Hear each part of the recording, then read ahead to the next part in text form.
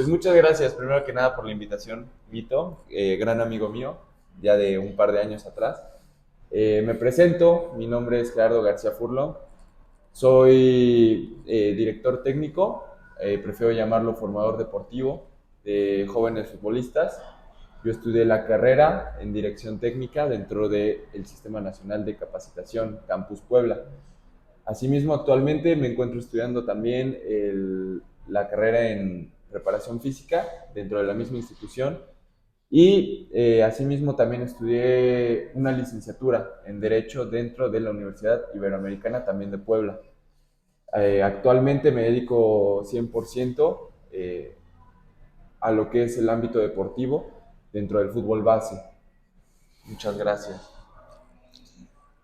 Tocando el tema de fútbol base que hablas, ¿qué es lo más importante que debemos de considerar para entrenar a los niños y a los jóvenes en esta etapa, en la etapa de base? Sobre todo hay que identificar que dentro del fútbol base existen, el fútbol base es una etapa, ¿no? No necesariamente estamos hablando de niños de temprana edad, ¿sale? El fútbol base es una etapa, creo yo, importantísima, donde se siembran los cimientos de un conocimiento que posteriormente y de una práctica que posteriormente se va a poner en uso, sobre todo para las distintas etapas del fútbol, tanto en su desarrollo, especialización, y quedando en claro que no todo jugador va a llegar a primera división o lo que se conoce como alto rendimiento. Creo yo que es importante tener en cuenta y sobre todo conocer la importancia de este fútbol base, cómo se va a desarrollar el fútbol base. Principalmente entendemos que es la iniciación de un joven, de un futbolista, a lo que es la práctica deportiva. Asimismo, no nada más nos vamos a quedar con esa referencia, sino también que es una etapa donde también hay que trabajar aspectos motrices para que posteriormente sean un fruto bien cosechado para el futuro, ¿no? Entendemos también el fútbol base como la etapa más inferior, más baja en cuanto al entendimiento deportivo, que es otro tema que vamos a tocar dentro de la cancha, ¿no, Vito? Pero sí tener en cuenta como todos estos aspectos, todos estos parámetros que el fútbol base comprende, ¿verdad? ¿Qué metodología ocupas en el fútbol base o qué metodologías ocupas si es que ocupas más de una? Ok, sobre todo creo yo que es importantísimo que el jugador tenga los conocimientos suficientes, no necesariamente apegándonos a una metodología. No creo en que una metodología es correcta y las demás son incorrectas. Creo yo que todas tienen algo que rescatar.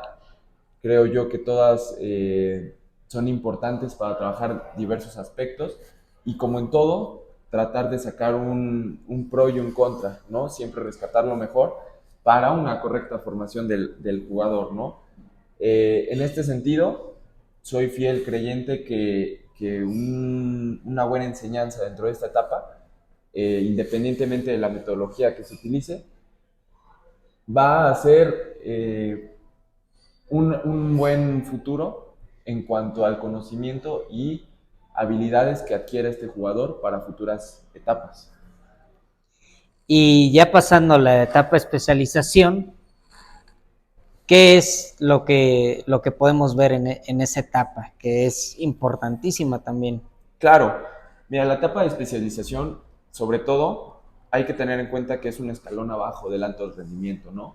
Para llegar a esa etapa también es importantísimo tener en cuenta que ya entra mucho el aspecto táctico dentro del jugador, a nivel individual, lo técnico, a nivel colectivo, lo táctico, ¿no?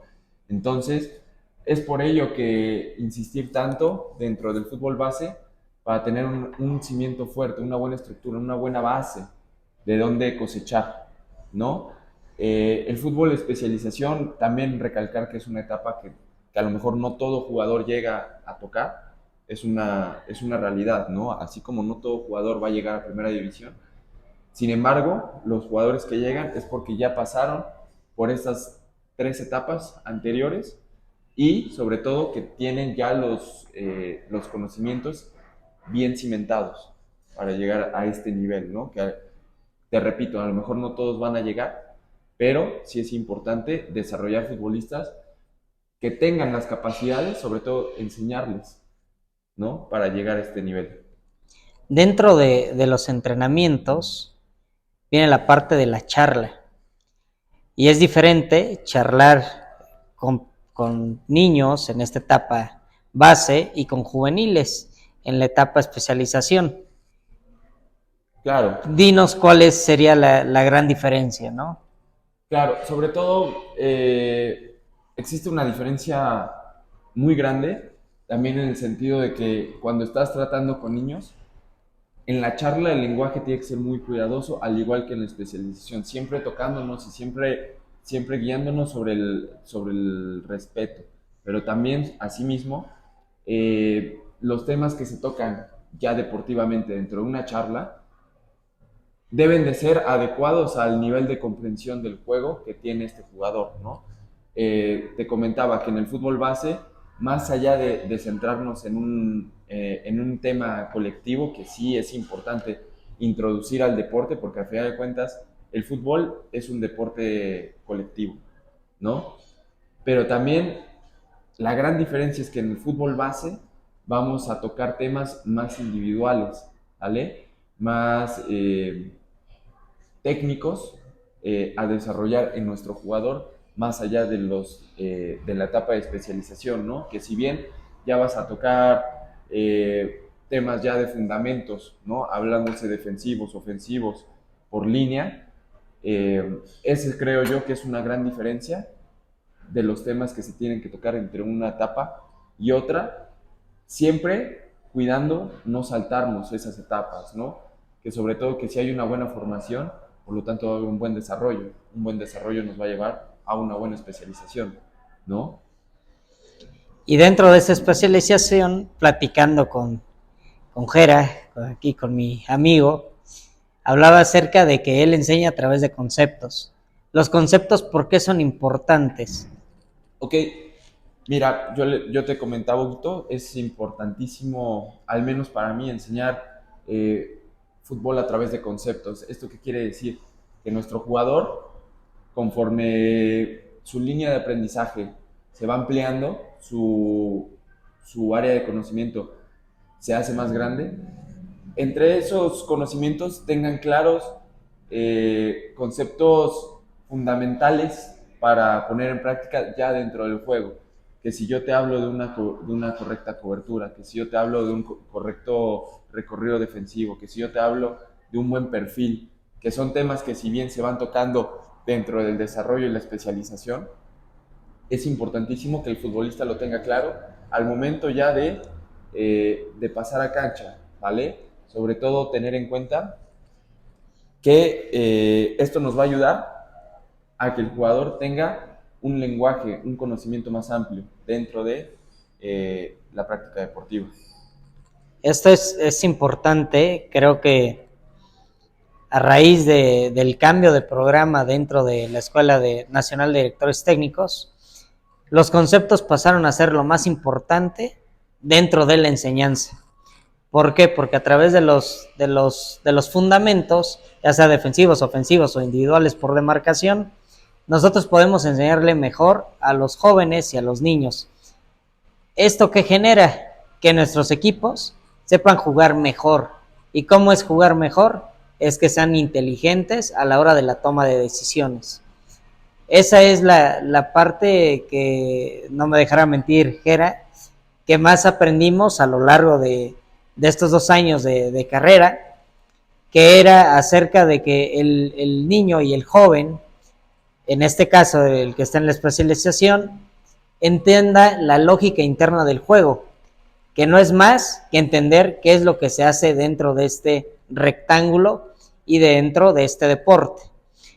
Entonces, partiendo de esa pregunta, ¿cuál sería como la parte más importante que crees tú a nivel de entrenamiento que le debes de enfocar o que enfocas dentro de tus entrenamientos, dentro de estas de esta academia, dentro de donde das clases en el Casterfield, que tú buscas que tus jugadores tengan ese conocimiento ya metido en su área cognitiva?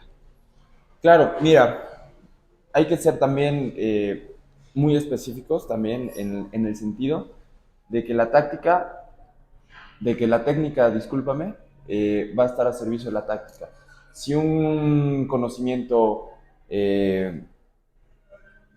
práctico no está bien cimentado, difícilmente. Ahora vamos a separar dos conceptos.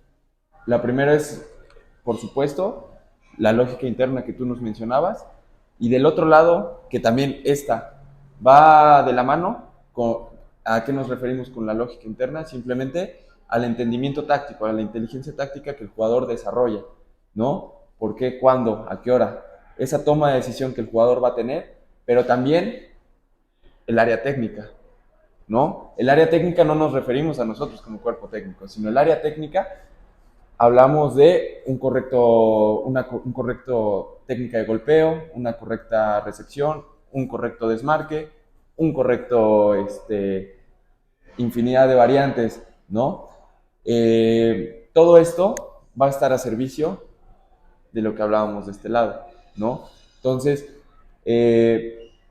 considerando que la técnica está al servicio de la táctica y de la táctica al entendimiento y la inteligencia deportiva que nuestro jugador desarrolla una vez que ya entra a practicar el deporte dentro del área, es primordial que si no hubo una buena estructura, una buena cimentación desde el fútbol base, sí tenerla en su desarrollo, ¿no? Porque el jugador con mayores herramientas va a poder tomar mejores decisiones, ¿no? Y eso es importantísimo, porque el que yo quiera dar bien un pase, un control orientado, puedo yo tener la teoría, más sin embargo, si no tengo la práctica de poder hacerlo yo mismo, pues difícilmente va a haber una correcta comunión de estas dos áreas, ¿no? Es por ello que la enseñanza de fundamentos técnicos individuales es primordial para ponerla al servicio de este lado, ¿no? Esta es una base.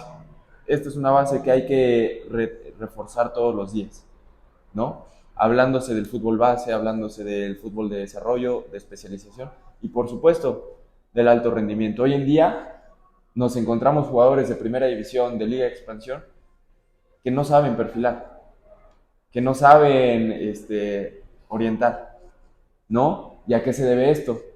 Que no hubo una correcta enseñanza previamente. ¿Sí me explico? Entonces, es importantísimo tener en cuenta y sobre todo, respondiendo a tu pregunta, Huguito, crear ese entorno, esos entrenamientos, conforme adquirir mayores herramientas para ponerlas al servicio de nuestro juego táctico. A través de a lo que se refiere Jera, son ejercicios contextualizados, claro, ejercicios después reducidos, medios claro, y grandes. Esa parte es importantísima. ¿Por qué? Porque con eso desarrollamos que tomen las decisiones de manera rápida, efectiva, y que realmente sepan dónde están ubicados los posibles receptores del balón, porque una cosa es poseerla, pero muchas veces, o casi todo el partido, muchas veces no vas a tener la pelota, pero si tú no sabes posicionarte, cuando te llega la pelota, posiblemente va a cerrar a la hora de tenerla, ya sea mandando un pase mal, por corto o largo, o incluso para quitar la pelota.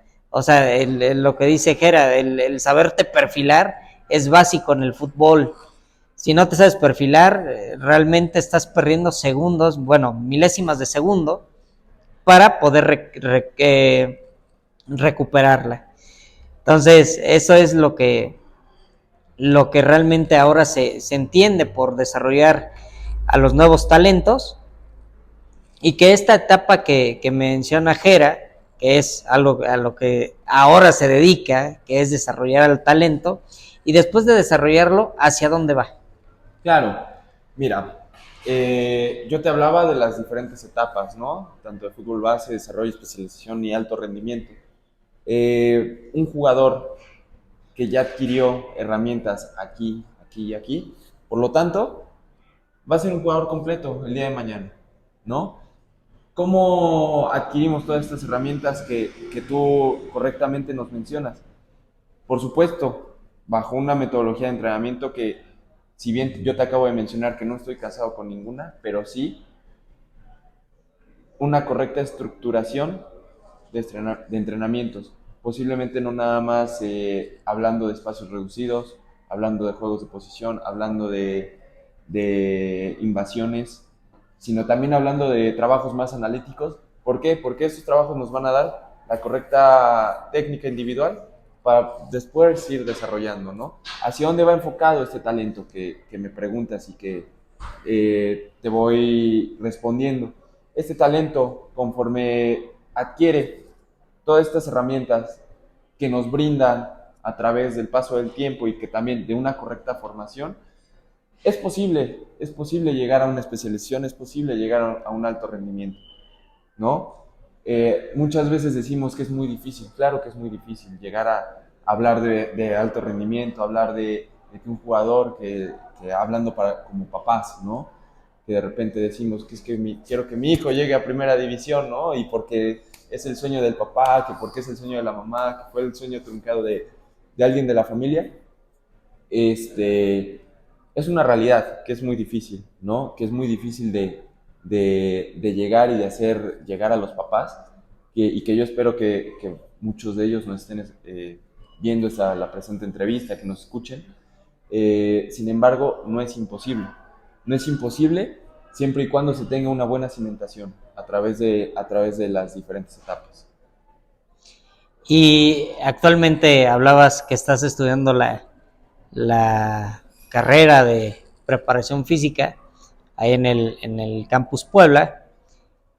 ¿Cómo lo relacionas a la hora de hacer tus sesiones de entrenamiento en ese microciclo? Claro, mira, hablando de la preparación física, que es también un área que va de la mano con la dirección técnica, sin embargo, se tocan temas muy distintos en el sentido de que el preparador físico es el encargado de dosificar al jugador energéticamente, en sus cargas de trabajo, ¿no? Importantísimo, ¿por qué? Porque si el día del partido el jugador no está completamente recuperado a su 100%, como coloquialmente se le llama, pues evidentemente, por más que tengas las herramientas que acabamos de mencionar dentro del área técnica enfocado a lo táctico, pues por más que quieras ponerlo en la competencia hablando físicamente, muy difícilmente se va a concretar este trabajo, ¿no? Es por ello que sí tiene que haber una correcta comunión entre estas dos áreas, ¿no? No significa que una esté peleada con la otra, ¿no? Al contrario, el preparador físico tiene que trabajar de la mano con su director técnico. ¿Qué tareas de entrenamiento quieres desarrollar? ¿Cuál es el modelo de juego del técnico? Conforme a estas preguntas, ¿no? Que te acabo de plantear, es como se desarrolla toda esa sesión de entrenamiento, todo ese microciclo, mesociclo o macrociclo, ya hablando de los diferentes meses a través que lleva una temporada, ¿no? Es por ello que considero y que debe de, para haber un correcto desarrollo de un equipo, haber esta comunión entre estas dos áreas. Y como vieron en esta entrevista, podemos tocar diferentes temas. Hay un tema muy importante que vamos a tocar ahorita que pasamos a la cancha, y es cómo Jera le gusta jugar, que se planteen sus jugadores. Y también todos los fundamentos o algunos fundamentos colectivos ofensivos y defensivos, y tareas individuales que les deja a sus jugadores que realicen dentro del campo de juego. Esto es muy importante, ¿por qué? Porque cada uno de los directores técnicos, entrenadores, pues buscamos plantear partidos, lógicamente para ganar, pero en etapas formativas, lo que buscamos es darle las herramientas a los jóvenes para que sepan desarrollar y brillen realmente en esa posición. Entonces los invito a pasar a la cancha y vámonos. Claro que sí. Salud.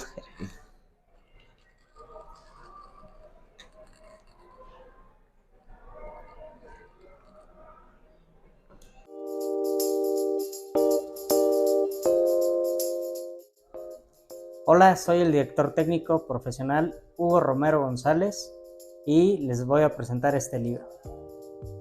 El libro se llama Modelos de juego, plan de partido, análisis diferencial del continente de América Latina.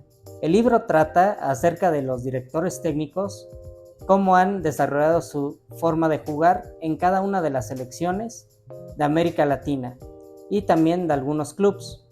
Esto tomando en consideración y recopilamos la información acerca de los clubes más importantes que dejaron huella a nivel táctico y estratégico. Todas estas colaboraciones, reseñas y toda la investigación empírica y teórica la buscamos generar para que la gente entendiera qué es un análisis diferencial de planes de partido. Acá vamos a saber por qué un equipo jugaba de manera directa o combinada. También vamos a saber de sistemas de juego, vamos a saber de conceptos. Los invito a leer Modelos de juego con la perspectiva de análisis diferencial. Lo vas a encontrar en las siguientes redes sociales.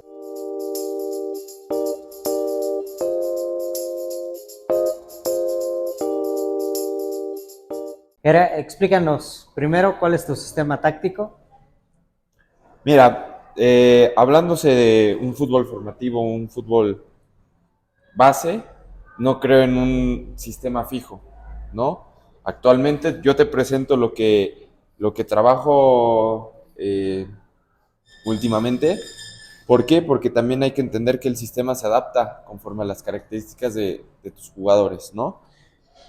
Te presento mi sistema táctico actual, no significa que me voy a casar con este, ni que también vaya a ser el que utilizo o que voy a utilizar, ¿no? Por el resto de mis días. Sin embargo, para mí es muy clara una idea de la construcción del juego, a través de una línea de 4, 3 mediocampistas de contención y 2 extremos y un solo delantero, ¿no? Un 4-3-3. Ahora, fíjate bien. Tú me dices que tu sistema táctico es 1-4-3-3. Si yo genero una línea, un cuadrado en el medio campo, estamos hablando que yo tengo superioridad numérica. ¿Qué es lo que tú harías para que eso no afecte tu funcionamiento? Claro. Pensando en que tu forma de jugar o tu idea de juego es el juego posicional y el juego de posesión del balón. Claro, mira, hay que entender 2 etapas, ¿no? Cuando no se tiene la pelota, estamos hablando de una fase defensiva, hay ciertos comportamientos que el equipo debe adoptar, comportamientos que nosotros como entrenadores, como formadores, como directores técnicos, si lo quieres ver ya enfocado hacia un ámbito más de alto rendimiento, el jugador tiene que entender a través de la enseñanza de nosotros, que en una fase defensiva, primero que nada, tarea número 1, según la altura que indique el entrenador, es abandonar carriles exteriores para cerrar espacios por dentro, ¿no? ¿Qué sucedería en esta situación? Mis extremos, en este caso, tienen que cerrarse como volantes y el delantero únicamente marca, ¿no? Que es el primer defensor ante un posible juego en contra, hablándose defensivamente, marcaría entre centrales. De esta manera, ¿qué es lo que yo provocaría? Primero que nada, achicar los espacios entre líneas, ¿vale? Evitar, preocupándome, que que tus mediocampistas reciban entre mis líneas y despreocupándome primeramente de los dos de hasta atrás. ¿Por qué? Porque a esa altura no me haces daño con la pelota, ¿no? A esta altura difícilmente me llegues a portería. ¿Qué pasa si yo descuido? Tus mediocampistas me reciben entre líneas, ok, entonces ya estamos hablando de un problema, ya estamos hablando de un desajuste, que estos dos contenciones o estos dos volantes de contención ya hayan sufrido un desajuste de las marcas. Ese es un comportamiento defensivo que uno como entrenador adopta, no significa que el mío, o en este caso dentro de mi modelo, sea el adecuado, sin embargo es lo que yo utilizo. Ahora, para un equipo que juega una línea de 4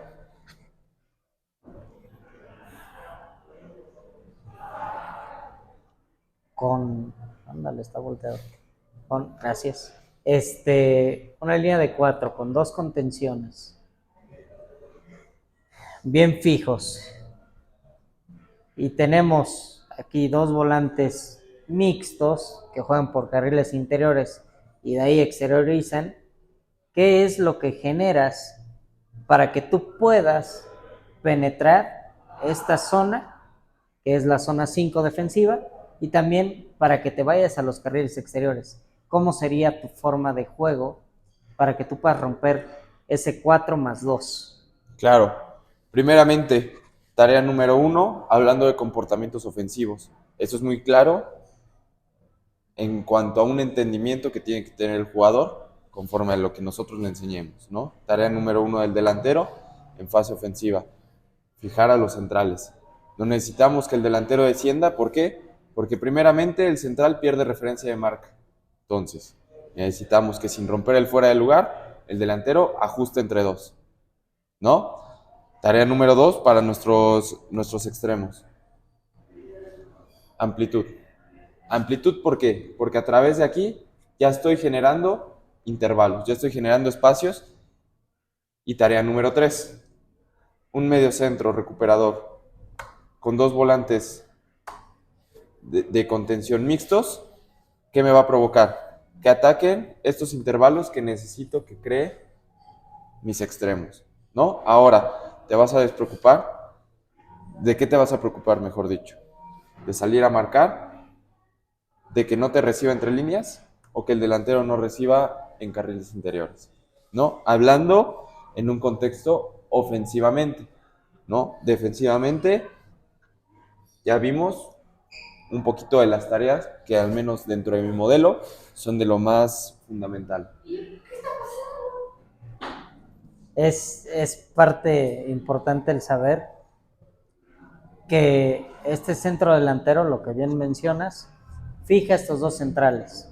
Y acá, los intervalos que tú hablas, tanto por fuera por dentro, es donde se incrusta por dentro los volantes mixtos, de los cuales tú hablas, y el extremo puede llegar generando el mano a mano contra el lateral izquierdo en este caso y lateral derecho de este lado. Entonces aquí es donde posiblemente dentro de tus partidos que has tenido le hagas daño a la gente, a los equipos contrarios, al equipo rival. ¿Por qué? Porque acá tenemos los intervalos que son entre los más efectivos y que Guardiola habla acerca de ellos, son los espacios indefendibles. Son espacios donde los huecos no sabes si va a llegar a cerrar tu central o si se va a incorporar el lateral a tapar el hueco. Y acá es donde este jugador sorpresa, este volante mixto, puede llegar a tener la posición de la pelota y generar peligro al área rival.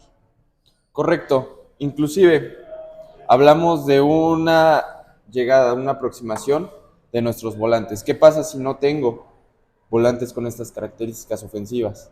¿No? ¿Qué sucede? Como te repito, en este deporte no hay algo correcto ni nada incorrecto. Cada uno, como técnico, como formador, tiene su percepción de ver el juego. Inclusive, que para mí, como bien lo mencionas, espacios próximos a portería, quienes también pueden ser postulantes para ocupar esos espacios, mis Los extremos. extremos. De esta manera, ¿qué generamos la interiorización de un extremo para dar subida a quienes, a nuestros laterales, suponiendo, repito, que no contamos con estas características de jugador, ¿verdad? De esta manera logramos ocupar intervalos, generar líneas de pase y, tercer lugar, sobre todo, abrir los espacios del rival, hablándose en un campo, en un escenario ofensivo, ¿verdad? Y esa parte que nos menciona profe Jera, es también importante señalar que cuando pasas con tus laterales, lo que debes de proteger que son tus carriles centrales. Por supuesto. Sí, ¿por qué?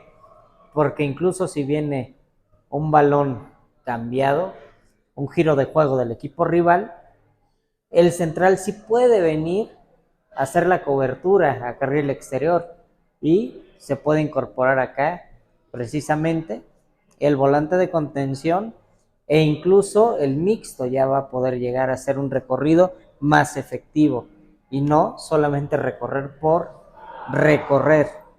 ¿Qué sería recorrer por recorrer?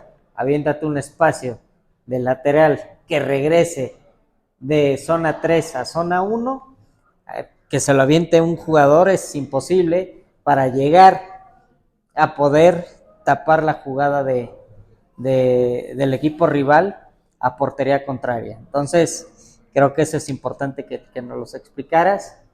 Y por último, en acciones a balón parado, ¿qué es lo que te gusta hacer en fase ofensiva y en fase defensiva? Claro, mira, antes de tocar acciones a balón parado, únicamente para reforzar un punto que es muy cierto que nos mencionas, también nuestros marcadores centrales, así como el mediocentro, el cual tiene la tarea de quedarse, nuestros marcadores tienen que saber, a base de conceptos, que era lo que previamente trabajábamos, retardar una jugada.